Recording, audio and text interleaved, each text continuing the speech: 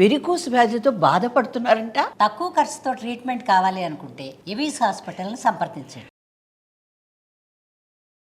అందరికీ నమస్కారం. నా పేరు మాధురి. మీరు చూస్తుంది సుమన్ టీవీ నెట్వర్క్. సో అందరికీ గుర్తున్న సంఘటన, మర్చిపోలేని సంఘటన ఒకటి జరిగిందండి. మొన్న 22వ తారీఖున ఉగ్రవాద చర్య అన్నది మన భారతదేశం పెహల్గాంలో విరుచుకుపడింది. ఎంతో మంది భారతీయులు మతం పేరుతో చాలా ఒక దుర్ఘటనకి లోనైన సంగతి మనందరం మర్చిపోలేము. మరి రానున్న రోజుల్లో ఎలా ఉండబోతుంది? పాకిస్తాన్ భారతదేశం మధ్య చాలా వరకు ఉన్న కొన్ని నీటి నిల్వ ఆపడం అన్నది, ఇలాంటివన్నిటిలో కూడా భారతదేశము పాకిస్తాన్ పైన విరుచుకుపడింది. మరి ముందు మనకి 3వ ప్రపంచ యుద్ధం తలెత్తే అవకాశాలు ఉన్నాయా?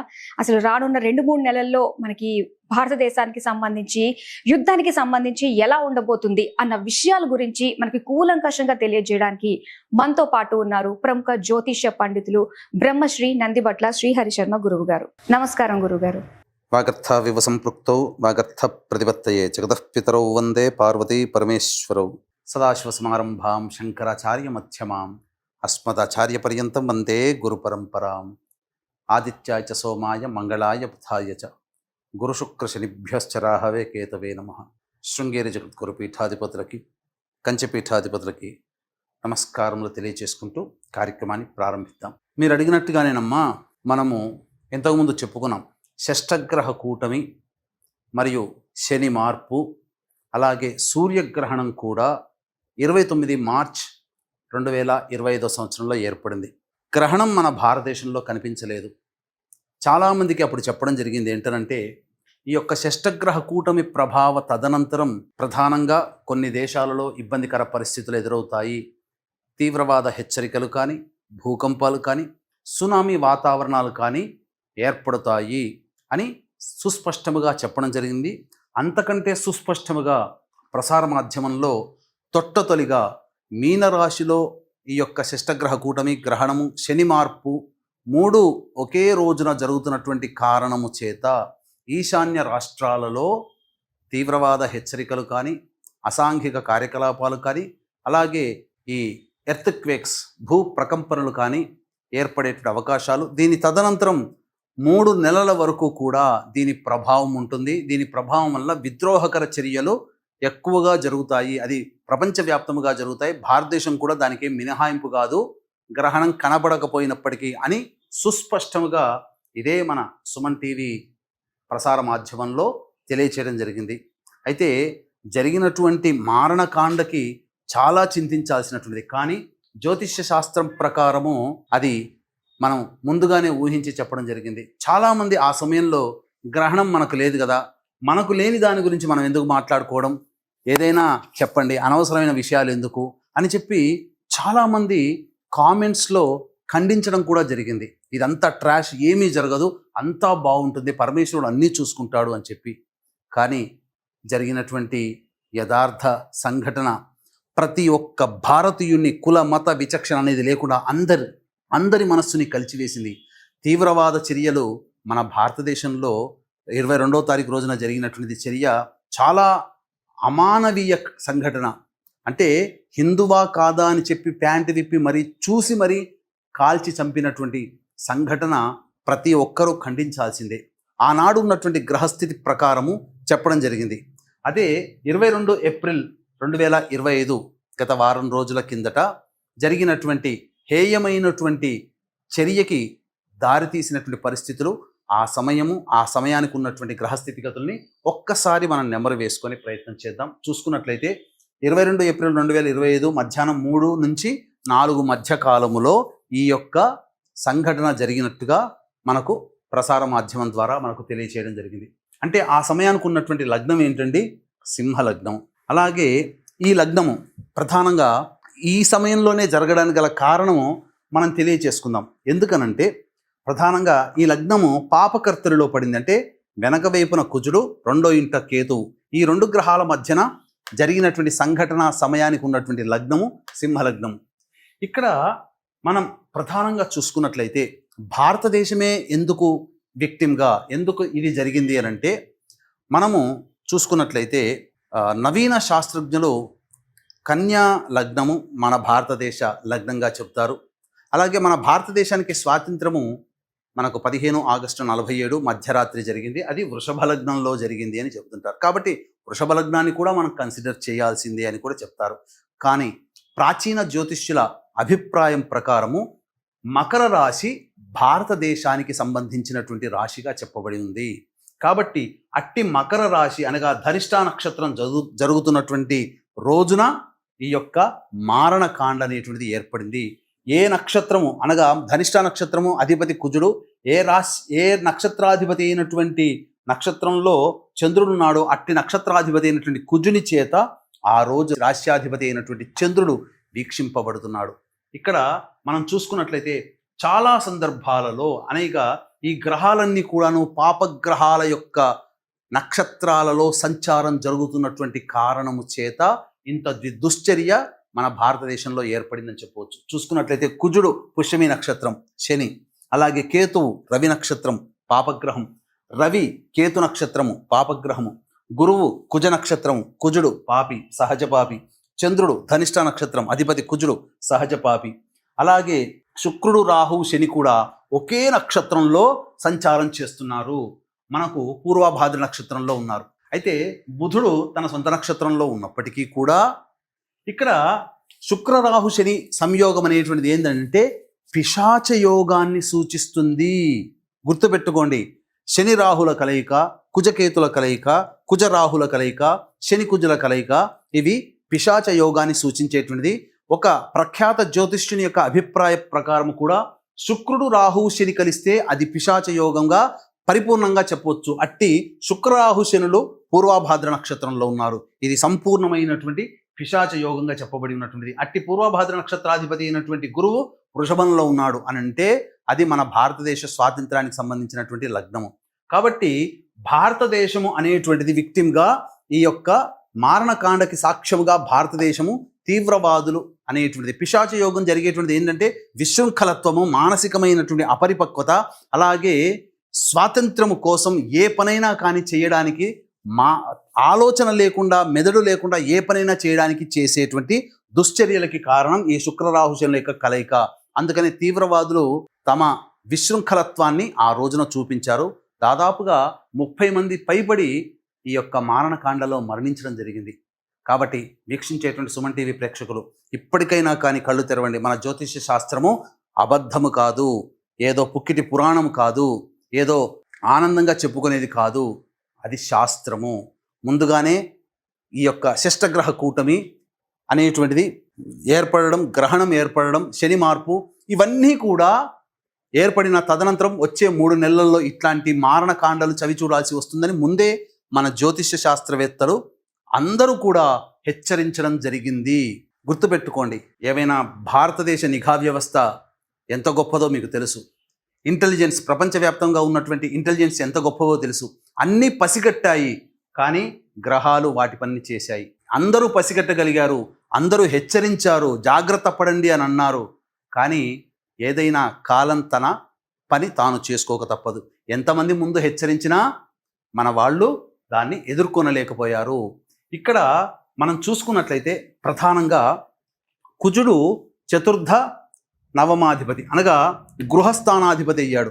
కాబట్టి అట్టి గృహస్థానాధిపతి వ్యయంలో ఉన్నాడు అని అంటే ఆ సమయానికి అప్పటికప్పుడు అదే రోజు వచ్చి అటాక్ చేసినటువంటి సందర్భం కాదు. కుజుడు వ్యయంలో ఉన్నటువంటి స్థితిని బట్టి మనం గమనించుకోవాల్సినటువంటిది ఇప్పటికీ ఎప్పుడో దానికి ప్లానింగ్ అనేది చాలా రోజుల నుంచే దానికి ఏర్పాటు చేసుకుంటున్నారు. ముందుగానే వాళ్ళు ఎంటర్ అయ్యారు అని చెప్పి సూచించేదే ఈ చతుర్థాధిపతి వ్యయస్థానంలో ఉన్నటువంటి కారణంగా మనం తెలుసుకోవచ్చు.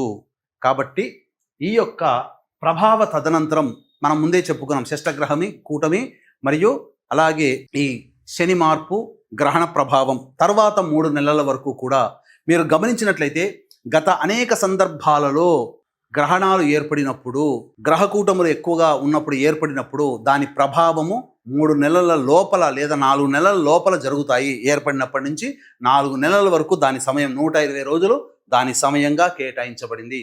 కాబట్టి ఇప్పుడు భవిష్యత్తులో ఎలా ఉండబోతుంది అనేటువంటిది మనం తెలుసుకుందాం. గురుగారు, మార్చి 29వ తారీఖున శని మార్పు, షడ్గ్రహ కూటమి, అలానే సూర్యగ్రహణం 3 వచ్చాయి. దానికి సంబంధించిన విపత్తులు మనం ఫ్యూచర్లో చూడబోతాము అని చెప్పేసి మీరు ఒక వీడియోలో తెలియజేశారు. అలానే నెల అవ్వకముందే మనం అలాంటివి చాలా చాలా చూసామండి. ఇండోనేషియా మయన్మార్లో భూకంపం వచ్చింది, దాదాపు 10,000 మంది కూడా చనిపోవడం జరిగింది. అలానే చూసుకున్నట్లయితే మొన్న ఏప్రిల్ 22వ తారీఖున ఉగ్రవాద చర్యలు కూడా చూసామండి. మతం పేరుతో అమాయకమైన ప్రజల్ని, ఆడవాళ్ళు ఎదురుగుంటాని ఎంత ప్రాధాయపడుతున్నా కూడా అసలు మానవ మృగాల్లాగా వాళ్ళు అక్కడికక్కడే షూట్ చేసి పాడేశారండి. సో అసలు అప్పటికి గ్రహస్థితి ఎలా ఉందంటారు అన్న విషయాలు తెలుసుకోవాలనుకుంటున్నాం గురుగారు. ఇక వాస్తవం అమ్మా, ఎందుకంటే మీరు అడిగినట్టుగా ఈ గమనించినటువంటి సందర్భాలలో ఈ షడ్గ్రహ కూటమి మరియు ఈ గ్రహణము, శని మార్పు జరిగిన తదనంతరం 4 నెలల వరకు, ఆల్రెడీ నెల లోపలనే మనం ఇంతటి మారణకాండ చూసాం. ఇంకా గ్రహస్థితులు అనుకూలంగా లేవండి. జూలై వరకు కూడా మారణ హోమాలు ఎక్కువగా జరుగుతాయి, ప్రపంచవ్యాప్తంగా జరుగుతాయి. దీనికి మన భారతదేశం ఏమీ మినహాయింపు కాదు. ఇప్పుడున్నటువంటి పరిస్థితులు కనుక చూసుకున్నట్లయితే భారతదేశము యుద్ధమే చేస్తుంది, కాకపోతే చాలా డిప్లొమాటిక్గా వ్యవహరిస్తుంది. అంటే వాడితో నేరుగా యుద్ధం చేయకుండా ఇతరత్ర అనేక మార్గాల ద్వారా దిగ్బంధనం చేసింది. ఆల్రెడీ మనకందరికీ తెలిసిందే. ఇది కొనసాగుతుంది. దీని ప్రభావము ప్రతిరోజు కూడా టెన్షన్ వాతావరణంతో కూడుకున్నటువంటి పరిస్థితిగా ఏర్పడవచ్చు. అయితే మీకు ఇక్కడ ఒక విషయం తెలియచేస్తాను. ఏమిటి అనంటే, కాలసర్పయోగం అనేటువంటిది ఏర్పడబోతుంది. ఎప్పటి నుంచి? 18 మే 2025 నుంచి 6 జూన్ 2025 వరకు. అంటే ఏమన్నట్టు, 11 రోజులు, 18 మే నుంచి 30 అంటే 12 రోజులు ప్లస్ 6 18 రోజులు. కాబట్టి 18 రోజుల పాటు కాలసర్పయోగము అనేటువంటిది ప్రపంచవ్యాప్తంగా గ్రహాలన్నీ కూడాను రాహుకేతుల మధ్య బంధింపబడుతాయి. ఇది గుర్తుపెట్టుకోండి. ఈ సమయము అత్యంత కీలకమైనటువంటి సమయం. ఈ సమయంలో చాలా మటుకు ప్రిపరేషన్స్ అవుతాయి. కాలసర్పయోగంలో ఉన్నప్పుడు ఏది ఇబ్బంది కాదు, కానీ ఆ ప్రిపరేషన్స్, మారణకాండ, విధ్వంసాలు, యుద్ధాలు జరగడానికి ప్రిపరేషన్స్ జరుగుతాయి. అయితే యుద్ధమే వస్తుందా, లేకపోతే ఇంకా ఇతరత్ర ఏమన్నా దుశ్చర్యలు జరుగుతాయా అని అంటే, మనం ఎప్పుడు కూడా గతంతో చరిత్రతో మనం ఎప్పుడు కూడాను కంపారిజన్ చేసుకోవాలి. చరిత్ర అంటేనే అది. కాబట్టి ఒకసారి చరిత్ర మూలాల్లోకి వెళ్ళినట్లయితే మనకందరికీ బాగా, ఈ జనరేషన్లో వాళ్ళకందరికీ కూడా బాగా గుర్తుండిపోయేటువంటి సంఘటన మనం చూసుకుంటే 11th సెప్టెంబర్ 2001 అమెరికాలో ట్విన్ టవర్స్ కూల్చివేసినటువంటి సంఘటన గుర్తుండుంటుంది అందరికీ కూడా. ఆ సమయంలో ఉన్నటువంటి గ్రహాల యొక్క స్థితిగతులని చూసుకున్నట్లయితే ప్రధానంగా ఆ సమయంలో కుజుడు, కేతువు కలిసి ఉన్నారండి. కుజకేతు గ్రహాల యొక్క కలయిక ఇది ప్రధానంగా. అంటే మనకు శాస్త్ర ప్రకారం చెప్పబడినటువంటిది ఏంటనంటే, అగ్నితత్వ రాశులు, యుద్ధానికి ఉరిగొల్పేటువంటి రాశులు అగ్నితత్వ రాశులు. అవి మొదలుగా మేషము, మేషం కంటే బలీయమైనది సింహము, సింహం కంటే అతి బలీయమైనటువంటిది ఈ యొక్క ధనుస్సు. కాబట్టి మనకేం చెప్పబడి ఉంది? యుద్ధమే చేశారు తీవ్రవాదులు. ఒక విమానానితో 2 ట్విన్ టవర్స్ని కూల్చివేసి దాదాపు 10,000 పైచిలకు మంది ప్రాణాలు కోల్పోయారు. ప్రపంచమంతా కూడా దిగ్భ్రాంతి చెందింది. మతోన్మాదము ఇంత విధ్వంసాన్ని సృష్టిస్తుందా అని చెప్పి అంత ప్రపంచమంతా కూడా దిగ్భ్రాంతి చెందింది. ప్రధానంగా చూసుకున్నట్లయితే అక్కడ చంద్రుడు గమనించాల్సిన అంశం ఏంటంటే తెలియచేస్తాను. ఎందుకు ఈ చంద్రుడికి, గురువుకి, రాహుకి, శనికి, శుక్రుడికి, కుజుడికి, కేతువుకి సంబంధం అనేటువంటిది తెలియచేద్దాం. చంద్రుడు ఆ రోజున మిథున రాశిలో ఉన్నాడు. ఓకే, ఇది గుర్తుపెట్టుకోండి. గురు రాహుల యొక్క కలయిక ఇది కూడా మిథున రాశిలోనే ఏర్పడింది. తర్వాత సాధారణంగా శనిగ్రహాన్ని కనుక మనం చూసుకున్నట్లయితే రోహిణీ నక్షత్రములో శని సంచారం జరుగుతున్నటువంటి సందర్భములో క్షామం ఏర్పడుతుంది. ప్రధానంగా రామాయణంలోకి ఒకసారి వెళ్ళినట్లయితే రాముల వారి జననం కంటే ముందుగా దశరథ మహారాజు వారు దేవతల తరపున యుద్ధం చేశారు. యుద్ధం చేసిన తరువాత దేవతలకందరికీ కూడా ప్రీతిపాత్రుడయ్యాడు. అయితే శని భగవానుడు రోహిణీ నక్షత్రంలో ఎప్పుడైతే ప్రవేశం చేశాడో ఈ యొక్క ఆయన పాలిస్తున్నటువంటి రాజ్యమంతా కూడాను క్షామం ఏర్పడింది. పంటలు, వర్షాలు లేక ఎండిపోయాయి. ఇంతటి క్షామం ఏర్పడింది. ఇంతటి దుర్భరమైన పరిస్థితి ఎప్పుడు చూడలేదు. దీనికి తగు నివారణ మార్గం ఏంటి అని చెప్పి వశిష్ఠుల వారిని సంప్రదిస్తే అప్పుడు ఈ సంబంధించినటువంటి ఋష్యశృంగుడు రావడము, పాదం పెడితే తప్పకుండా వర్షాలు పడతాయని చెప్పడం. అంటే శని భగవాను కూడా స్తుతించడం జరిగింది. కాబట్టి క్షామము, దుర్భరమైనటువంటి పరిస్థితులు ఈ భూమి శని రోహిణీ నక్షత్రంలో సంచరించినప్పుడు ఏర్పడుతుంది. అది గుర్తుపెట్టుకోండి. అందుకనే దశరథ మహావారు శనిని బాగా స్తుతించి శని యొక్క అనుగ్రహాన్ని పొంది ఋష్యశృంగుని దేశానికి రప్పించడం ద్వారా వర్షాలు పడడం, అది అంతా కూడాను శని అనుగ్రహం వల్ల సంప్రాప్తమైంది. అందుకే దశరథుడు శనిని చాలా స్తుతించాడు. ఇప్పటికీ కూడా దశరథ ప్రోక్తమైనటువంటి శని స్తుతి చాలా ప్రభావవంతమైనది. కోణస్థో పింగళో బభ్రు అని వస్తుంది కదా, అది. అందుకని ఈ యొక్క గుర్తుపెట్టుకోండి, ఈ శని వృషభ రాశిలో సంచారం అనేటువంటిది మనం ఆఖరిలో మనకు ఈ శని భగవానుల వారు ఎంటర్ అవుతారు. ఎప్పుడు ఎంటర్ అవుతారు, దీనికి గల కారణం ఏంటి అనేటువంటి విషయాన్ని మనం తెలుసుకుందాం. శని వృషభ రాశిలో ఉండి, శని ప్రధానంగా ఏంటనంటే ఈ సంబంధించినటువంటి దేనికి కారకుడు? డిస్ట్రాయినెస్, అనగా పూర్తిగా నాశనం చేయగలిగేటువంటి శక్తి, విచారము, వికారము, వీటన్నిటినీ కలగచేస్తాడు. బాగా అనాసక్తి. శుక్రుడు ఏంటి? కంఫర్టబుల్ లైఫ్ అంటే ఏంటి? ప్రధానంగా భోగభాగ్యాలు, సంతోషము, సుఖాన్ని, భోగాన్ని కలగచేస్తాడు. అట్టి శుక్రుడు శని భగవాని చేత చూడబడ్డాడు. 11 సెప్టెంబర్ 2001 గురు రాహుల కలయిక, చంద్రుడు మిథున రాశి, అలాగే శని శుక్రుడిని చూడడం, కుజకేతుల కలయిక అగ్నితత్వ రాశి అయినటువంటి ధనుసు రాశిలో ఉండడం. ఈ కారణం చేత అప్పుడు అటాక్ అనేటువంటిది జరిగి దాదాపు 10,000 పైచిలకు మంది పోవడం జరిగింది. ఇక వెరీ రీసెంట్గా మనం చూసుకున్నట్లయితే ఇజ్రాయెల్ అనేటువంటిది పాలస్తీనా మీద మిగతా దేశాలతో యుద్ధం ఇప్పటికీ కూడా జరుగుతూనే ఉంది. అది 7 అక్టోబర్ 2023 మార్నింగ్ 6:30కి అట్లా మనం చూసుకున్నట్లయితే ప్రధానంగా ఇక్కడ కూడా అదే విధమైనటువంటి గ్రహాల యొక్క స్థితిగతులు చూడండి. చంద్రుడు మిథున రాశిలో అన్నాను కదా, ఆ సమయంలో కూడా చంద్రుడు మిథున రాశిలోనే స్థితి పొంది ఉన్నాడు. గురు రాహుల కలయిక, ఈ గురు రాహులు అగ్నితత్వ రాశి అయినటువంటి మేషరాశిలో కలయిక ఏర్పడింది ఈ గురు రాహులకి. అలాగే చూసుకున్నట్లయితే కామన్గా కుజకేతుల యొక్క కలయిక అనేటువంటిది ఉన్నది. ఇది గుర్తుపెట్టుకోండి, కామన్గా కుజకేతుల యొక్క కలయిక అనేటువంటిది ఉన్నది. అలాగే చూసుకున్నట్లయితే ప్రధానంగా బుధుడు డ్యూయల్ సైన్లో ఉన్నాడు. గుర్తుపెట్టుకోండి, బుధుడు డ్యూయల్ సైన్, ద్విస్వభావ రాశిలో ఉన్నాడు. ఎప్పుడు? ఈ 11 సెప్టెంబర్ 2001 ఈ ట్విన్ టవర్స్ కూల్చే సందర్భంలో బుధుడు డ్యూయల్ సైన్. అలాగే ఇజ్రాయెల్ అటాక్లో బుధుడు డ్యూయల్ సైన్. మరియు శని వక్రీకరించి శుక్రుని వీక్షణ చేస్తున్నాడు. ఇక్కడ కూడా శని వీక్షణ. ఎన్ని కాంబినేషన్స్ అనేటువంటివి ఏర్పడ్డాయి.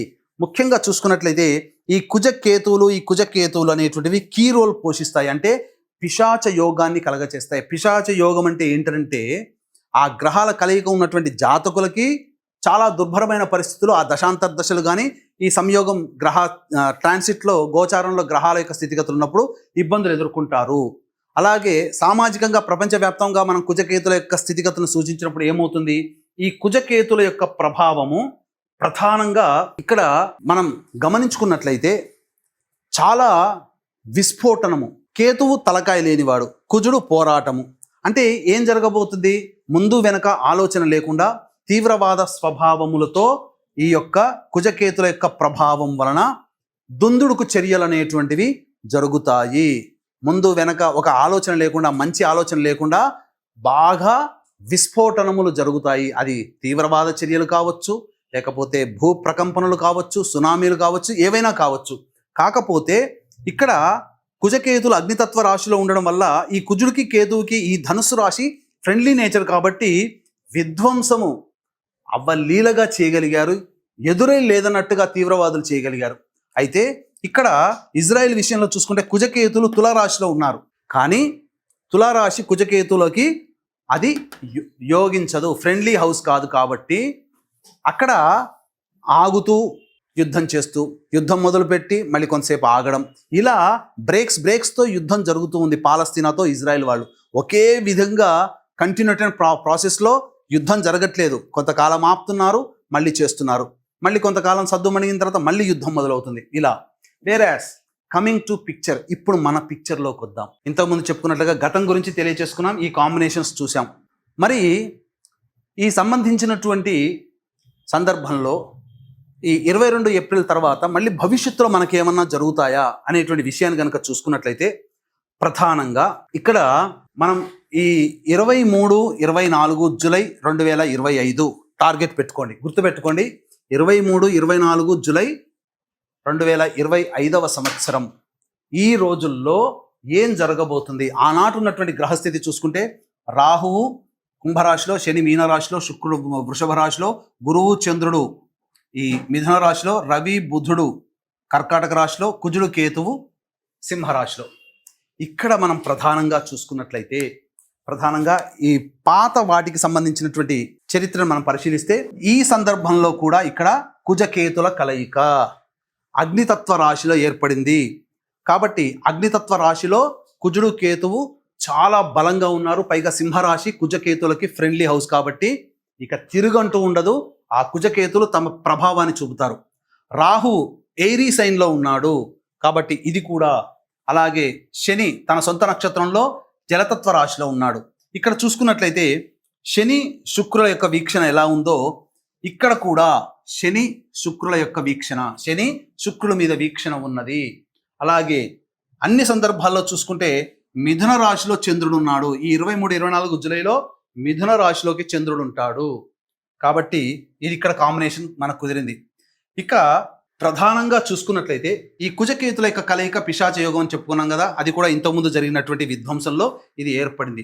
మరి గురువుకి రాహువుకి సంబంధించి ఎక్కడా కూడా లేదు కదండి, గురు రాహుల కలయిక లేదు కదా, ఇంతకుముందు గురు రాహుల కలయిక ఉంది, గురు రాహుల కలయిక ఇక్కడ లేదు కదా అని అంటే ఇక్కడ గురు రాహుల కలయిక లేకపోయినప్పటికీ కూడాను గురువు 9వ దృష్టితో ఈ యొక్క రాహుని వీక్షణ చేస్తున్నాడు. గుర్తుపెట్టుకోండి. పైగా రాహువు గురు నక్షత్రంలో, గురువు చంద్రుడు రాహు నక్షత్రంలో ఉన్నారు. ఇది చాలా కీలకం. గురు రాహుల డైరెక్ట్గా కలయిక కంటే రాహువు గురు నక్షత్రంలో, గురువు చంద్రుడు రాహు నక్షత్రంలో ఉండడం చాలా బలీయమైనటువంటిది అన్నమాట. ఇంకా ఈ బలాన్ని ఎవ్వరు కూడా తగ్గించలేరు, అంతటిది. కాబట్టి ఇంకా మనం విషయాలు చూసుకున్నట్లయితే ప్రధానంగా ఈ అటాక్ జరిగినప్పుడు నక్షత్రాలు ఏవైతే ఉన్నాయో పాపగ్రహాలకు సంబంధించినటువంటి నక్షత్రాల్లో గ్రహాలన్నీ ఉన్నాయి. ఇప్పుడు కూడా చూసుకుంటే శని ఉత్తరాభాద్ర నక్షత్రం అంటే తన సొంత నక్షత్రం, శని పాపగ్రహమే. శుక్రుడు మృగశిర నక్షత్రం, కుజుడి యొక్క నక్షత్రం, కుజుడు పాపగ్రహమే. గురుచంద్రుడు రాహు నక్షత్రం, గురుచంద్రుడు కూడా పాపగ్రహ నక్షత్రాల్లోనే. రవి పుష్యమి నక్షత్రం, బుధుడు తన సొంత నక్షత్రమైనప్పటికీ కూడాను వక్రీకరించి ఉన్నాడు. ఇక ఈ కుజుడు కేతువు మఖా నక్షత్రం, కేతువు పాప నక్షత్రమే. చూసుకుంటే బుధుడు వక్రీకరించి బుధుడు కూడా ద్విస్వభావ రాశి యొక్క ఫలితాలను ఇవ్వబోతున్నాడు. ఇక్కడ మనం చూసుకున్నట్లయితే బుధుడు డ్యూయల్ సైన్లో ఉన్నాడు ఈ సంఘటనలు జరిగినప్పుడు గతంలో. కానీ బుధుడు వక్రీకరించినట్టు కారణం చేత మళ్ళీ డ్యూయల్ సైన్లోకే ఫలితాలను ఇస్తున్నాడు. ఇంతటి ప్రభావవంతమైనటువంటి సమయం ఉన్నప్పుడు ఇక్కడ మనం చూసుకుంటే ప్రధానంగా 8 గ్రహాలు పాపగ్రహాల నక్షత్రంలోనే ఉన్నాయి. శుక్రుడు రవి, శని రవి శని నక్షత్రం, కుజుడు కేతువు కేతు నక్షత్రం, గురువు చంద్రుడు రాహు నక్షత్రం, శుక్రుడు కుజ నక్షత్రం, రాహు గురు నక్షత్రం. ఇక్కడ అన్ని విధాలుగా చూసుకుంటే పాపగ్రహాల నైసర్గిక పాపగ్రహాల యొక్క నక్షత్రంలో దాదాపు 8 గ్రహాలు 1 2 3 4 5 6 7 8 గ్రహాలు 8 గ్రహాలు నైసర్గిక పాపగ్రహాల యొక్క నక్షత్రంలో పడ్డాయి. అంటే చూడండి, పాపగ్రహాలకి ప్రభావంగా ఉన్నప్పుడు ఇక దానికి అడ్డు అదుపు అంటూ ఉండదు. ఈ ఏదో జరగబోతుంది. 23-24 జూలై 2025లో చాలా మటుకు ప్రపంచవ్యాప్తంగా, భారతదేశం కూడా మినహాయింపు కాదు, మళ్ళీ తెలియచేస్తున్నాను, ఏదో జరగబోతుంది. అంటే ఏం జరగబోతుంది? కుజకేతుల యొక్క ప్రభావము ఈ యొక్క సింహరాశిలో విశృంఖలత్వాన్ని సూచిస్తుంది. అంటే అడ్డు అదుపు లేకుండా తమ యొక్క పనులని స్వేచ్ఛని పొందడం కోసం కొంతమంది స్వాతంత్రాన్ని కోరుకోవచ్చు, ఉన్న దేశం నుంచి విడిపోవచ్చు. అంటే బెలూచిస్తాన్ ఇలాగే కొన్ని దేశాలు ఎదురు చూస్తున్నాయి కాబట్టి స్వాతంత్రాన్ని ఆ సమయంలో స్వాతంత్రాన్ని పొందవచ్చు. లేదా విద్రోహకర చర్యలు, తీవ్రవాద చర్యలు చాలా ప్రస్ఫుటంగా ఏర్పడబోతున్నాయి. అన్నిటికంటే ముఖ్యంగా చూసుకున్నట్లయితే ఎప్పుడు ఈ రకమైన ఇబ్బందికర పరిస్థితులు ఎదురవుతాయంటే 22 జూన్ నుంచి 5 జూలై వరకు కూడా రవి రాహు నక్షత్రం, ఇక్కడ గురువు కూడా రాహు నక్షత్రం. ఈ కారణం చేత జనాలలో అన్రెస్ట్ అంటే ప్రజలలో ప్రభుత్వ వ్యతిరేక అనేటువంటిది మొదలవుతుంది. రవి గవర్నమెంట్కి కారకుడు, ప్రజాస్వామ్య వ్యవస్థలలో గవర్నమెంట్కి కారకుడు. కాబట్టి ప్రజలలో అసంతృప్తి చెలరేగి తిరుగుబాటు చర్యలు ప్రపంచవ్యాప్తంగా ఏదైనా దేశంలో జరగవచ్చు. లేదా ఈ 22 జూన్ నుంచి 5 జూలై మధ్య కాలంలో రవి యొక్క ప్రభావము చాలా బలహీనంగా ఉన్నటువంటి కారణం చేత ప్రపంచంలో పేరు పొందినటువంటి దేశ అధికారులు లేదా దేశానికి సూచించేటువంటి అధ్యక్షులుగా సూచించేటువంటి వ్యక్తులు, మంత్రులు, ముఖ్యమంత్రులు, ప్రధానమంత్రులు కానీ ఎవరైనా కానీ దేశంలో ప్రధాన రాజకీయ రంగంలో అత్యున్నతమైనటువంటి స్థానంలో ఉన్నటువంటి వాళ్ళ మరణము కానీ హత్య కానీ జరగబోతుంది. లేకపోతే ఆ దేశంలో పీపుల్ అన్రెస్ట్ అనేటువంటిది కలుగుతుంది. అసంతృప్తి జ్వాలలు చెలరేగి అశాంతి వాతావరణం 22 జూన్ నుంచి 5 జూలై మధ్య కాలంలో ఏర్పడుతుంది. అయితే ప్రధానంగా 30 జూన్ నుంచి 25 జూలై వరకు శుక్రుడు వృషభ రాశిలో సంచారం చేస్తుంటాడు. శుక్రుడు వృషభ రాశిలో సంచారం చేస్తున్నప్పుడు శని దృష్టి అంతా కూడా శుక్రుడి మీద పడుతుంది. మన భారతదేశం స్వాతంత్రం వచ్చిందే వృషభ లగ్నంలో. కాబట్టి లగ్నానికి అధిపతి అయినటువంటి శుక్రుడు శని చేత వీక్షించబడుతున్నటువంటి కారణం చేత 30 జూన్ నుంచి 25 జూలై వరకు ఉన్నటువంటి మధ్యకాలంలో భారతదేశంలో పలు కీలకమైనటువంటి మార్పులు చేర్పులు చోటు చేసుకోబోతున్నాయి. ఏదైనా జరగవచ్చు, విధ్వంసకర చర్యలు జరగవచ్చు. కాబట్టి ప్రజలందరూ కూడా అప్రమత్తతతో ఉండండి. చాలామంది అనుకునేటువంటిది ఏంటనంటే ఏదైనా జరుగుతుందా, ఇబ్బందులు ఎదురవుతాయి, యుద్ధం వస్తుందా అని చెప్పి. యుద్ధము వచ్చేంత చర్యలు జరుగుతాయి. ఒకవైపున చూసుకుంటే ఏదైనా కానీ మారణకాండాలు అనేటువంటివి జరుగుతాయి. కాకపోతే ఇది ఆరంభం మాత్రమే, అంతం కాదు అని గుర్తుపెట్టుకోండి. అలానే గురుగారు, ఆ పరిస్థితి నిజంగా చూసుకున్నట్లయితే అసలు మర్చిపోలేని విధంగా ఉంది. అసలు ఆ భయంకరమైన సంఘటన అన్నది మైండ్లో అలా ఫిక్స్ అయిపోయిందండి. అయితే ఇప్పుడు రానున్న 2-3 నెలల్లో ఎలా ఉండబోతుంది అంటారు గురుగారు? అంటే యుద్ధ వాతావరణం, తీవ్రవాద చర్యలు ఇవన్నీ జరుగుతున్న నేపథ్యంలో భారతదేశానికి పాకిస్తాన్కి మధ్య అసలు భగ్గుమంటున్నాయన్నమాట ఎటువంటి చిన్న చిన్న సంఘటనలు అన్నా కూడా. అలానే 3వ ప్రపంచ యుద్ధం ఏమన్నా జరిగే అవకాశాలు ఉంటాయంటారా? ప్రజెంట్ ఉన్న గ్రహస్థితి ఆధారంగా ఏం చెప్పదలుచుకున్నారు? ఇక్కడ ప్రపంచవ్యాప్తముగా అనేకమైనటువంటి దుస్సంఘటనలు జరగడానికి ఇది ఆరంభం మాత్రమే. దీనికి భారతదేశం కూడా ఏం మినహాయింపు కాదు. అంతం ఎప్పుడనంటారా? గ్రహాల యొక్క స్థితిగతులు కూడా మారాలి. ముఖ్యంగా శని భగవానుడు ప్రస్తుతం మీనరాశిలో సంచారం చేస్తున్నాడు.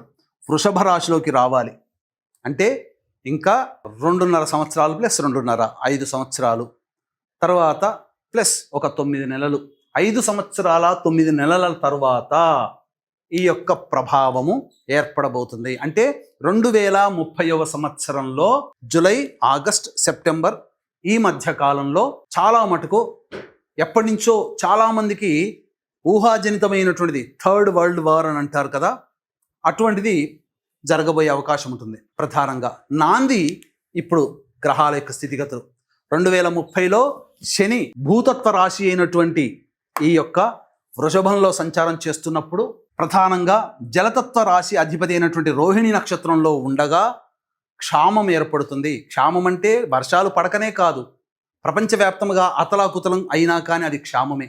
అనేక విధ్వంసాలు జరిగి, బాంబులు విస్ఫోటనాలు జరిగి లక్షల మంది చనిపోయే అవకాశాలు కూడా ఉంటాయి. కాబట్టి 2030 నుంచి అప్పుడు జరిగేటువంటి గొప్పది ఏంటంటే ప్రధానంగా భారతదేశము విశ్వగురు స్థానానికి చేరుకుంటుంది. భారతదేశానికి తిరుగులేని స్థానంలో చేరుకోబోతుంది.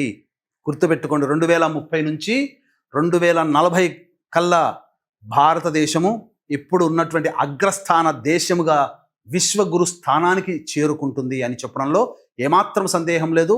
ప్రపంచవ్యాప్తంగా 1/3 వంతు ప్రజలు చాలా మటుకు ఈ యొక్క విధ్వంసకర చర్యల్లో అసూలు బాసే అవకాశాలు గోచరమవుతున్నాయి. గ్రహ స్థితిగతులు అంత అనుకూలంగా లేవు.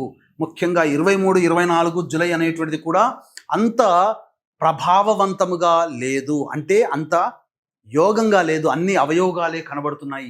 23-24 తేదీల్లో జూలై నెలలో ఏదో జరగబోతుంది. ఎందుకంటే గ్రహాలన్నీ కూడా 8 గ్రహాలు మనకు పాపగ్రహాల యొక్క నక్షత్రంలో ఉండడం, 9వ గ్రహం బుధుడు కూడా వక్రీకరించి ఉండడం, ఈ కారణం చేత బుధుడు కూడా ఆశ్లేష నక్షత్రం, అది కూడా వక్రీకరించి ఉన్నటువంటి కారణం చేత అసలు 9 గ్రహాలు ఉన్నటువంటి నక్షత్రాధిపతులు పాపగ్రహాలే. ఈ ప్రభావం వలన ప్రపంచవ్యాప్తముగా అందున ముఖ్యంగా భారతదేశంలో 23-24 తేదీలలో జూలై నెలలో 23-24 తేదీలలో ఏదో జరగబోతుంది. ఖచ్చితంగా సామూహిక మారణ హోమాలు కూడా జరుగుతాయి, బాగా జరుగుతుంది. ఏదో విధ్వంసాలు జరుగుతాయి. ఇక గ్రహాలన్నీ కూడా అనుకూలంగా లేని కారణం చేత ఎంతటికైనా కానీ తెగించే అవకాశం ఉంటుంది. అణు విధ్వంసాలు కూడా జరిగే అవకాశాలు గోచరమవుతున్నాయి. కాబట్టి ప్రజలందరూ కూడా అప్రమత్తతతో ఉండండి. గురుగారు, అలానే మీరన్నట్టుగానే రాబోయే 2-3 నెలల్లో తీవ్రమైన పరిణామాలు ఎదుర్కోవాల్సిన పరిస్థితి ఏర్పడింది అని చెప్పేసి అంటున్నారు. మరి దాని నుంచి తప్పించుకోవడానికి ఎలాంటి పరిహారాలు చేసుకోవాలంటారు? దేవతా ఆరాధన చేయండి. అందరూ కూడా సర్పదేవత ఆరాధన అనగా సుబ్రహ్మణ్య స్వామి ఆరాధన, మానసాదేవి ఆరాధన, లలిత అమ్మవారి ఆరాధన, మృత్యుంజయుని ఆరాధన, సుబ్రహ్మణ్య స్వామి ఆరాధన, వినాయకుడి ఆరాధన, ఈ 5 దేవతల యొక్క ఆరాధన అందరూ చేయండి. ఇంట్లో ప్రతిరోజు నామస్మరణ చేసుకోండి. మీరున్నటువంటి కుటుంబం, ప్రాంతము, మీరున్నటువంటి జిల్లా, రాష్ట్రము, దేశము అందరూ కూడా సుభిక్షగా ఉంటారు. కాబట్టి దయచేసి నా యొక్క విన్నపం, జ్యోతిష్య శాస్త్రము కల్పితము కాదు, శాస్త్రమే అనే విషయాన్ని గుర్తుపెట్టుకోండి. గ్రహ కూటమి అనేటువంటిది గ్రహ ప్రభావం ఎంతదైనప్పటికీ కూడా, మనం ఎంత గొప్ప నిఘా వ్యవస్థ పెట్టినప్పటికీ కూడా, కాలగమనంలో కాల పురుషుని యొక్క ఆధీనంలో గ్రహాలు వాటి పని వాడు చేసుకుపోవాల్సిందే. మనం ఎంత ఇంటి కాపలా ఉన్నా దొంగ అనేవాడు మన కాలం మన రాత్రి బాగోలేకపోతే దొంగ మన ఇంట్లోకి ప్రవేశం చేస్తాడు, దొంగతనం చేసుకొని వెళ్ళిపోతాడు. మనం కంటి మీద కునుకు లేకుండా మనం కాపలా కాస్తున్న జరిగి తీరుతుంది రాసి పెట్టుంటే. అదే షష్టగ్రహ కూటమి మరియు గ్రహణము మరియు శని మార్పు జరిగినటువంటి 29 మార్చి రోజున కాలపురుషుడు నిర్దేశించి చెప్పడం జరిగింది. ఎంత గొప్ప నిఘా వ్యవస్థలు హెచ్చరించినప్పటికీ కూడా ఆ కాలపురుషుని ఆధీనంలో జరగాల్సినటువంటి మారణకాండ, తదనంతరం భవిష్యత్తులో జరగాల్సినటువంటి విధ్వంసకర చర్యలకు సంబంధించినటువంటి నాంది మరియు భవిష్యత్తు జీవితంలో 2030వ సంవత్సరంలో గ్రహాల మార్పు వలన ఏర్పడేటువంటి యొక్క విధ్వంసాన్ని ముందుగానే శాస్త్ర ప్రకారం తెలియచేయడం అనేటువంటి కాలపురుషుని ఆధీనంలో ఉంటుంది. కాబట్టి ఎవ్వరూ తప్పించలేరు. ఇది ట్రాషు, అంతా ఏమి వేస్ట్, ఇదంతా బతుకు తెరువు కోసం చెప్పుకునే మాటలు అనేటువంటి మూర్ఖులని మనం రంజింప చేయలేము. కాబట్టి అందరూ మూర్ఖులు ఉండరు కదా. చదువుకున్న వాళ్ళలో విద్యావంతులు, సంస్కారవంతులు, చదువు లేని వాళ్ళలో సంస్కారవంతులు ఉంటారు, దైవ అనుగ్రహం కోసం పాటుపడేటువంటి వాళ్ళు ఉంటారు. అటువంటి వాళ్ళు ఆ దేవుని యొక్క అనుగ్రహాన్ని పొందడం ద్వారా వాళ్ళు రక్షింపబడతారు అని చెప్పడంలో ఏమాత్రం సందేహం లేదని తెలియజేస్తూ, అందరూ కూడా భవిష్యత్తులో చాలా మటుకు ఇప్పటి నుంచి 29 జూలై తారీఖు వరకు కూడా గుర్తుపెట్టుకోండి. ఏప్రిల్ అయిపోతుంది, మే, జూన్, జూలై ఇంకా 3 నెలలు మనం గ్రహకూటమి, షష్టగ్రహ కూటమి, గ్రహణము, శని మార్పు జరిగినప్పుడు 4 నెలల వరకు దాని ప్రభావం ఉంటుందని ఇదే సుమన్ టీవీ ప్రసార మాధ్యమంలో నొక్కి వక్కాణించి చెప్పడం జరిగింది. అదే సందర్భంగా జూలై వరకు కూడా ఈ రకమైనటువంటి తీవ్రవాదము, ప్రకృతి ప్రకోపాలు, సునామీ కానీ, భూకంపాలు కానీ, అగ్ని ప్రమాదాలు కానీ, ఏవైనా కానీ చాలా మ్యాసివ్ లెవెల్లో ఉండబోయే అవకాశాలు ఎక్కువ గోచరమవుతున్నాయి. 18 మే నుంచి 6 జూన్ వరకు కాలసర్పయోగం ఉండబోతుంది. అలాగే 30 జూన్ నుంచి 25 జూలై వరకు కూడా శుక్రుడు వృషభ రాశిలో ఉంటాడు, శని చేత చూడబడుతుంటాడు. అలాగే ముఖ్యంగా ఆ సమయాలు చాలా జాగ్రత్తగా ఉండాలి.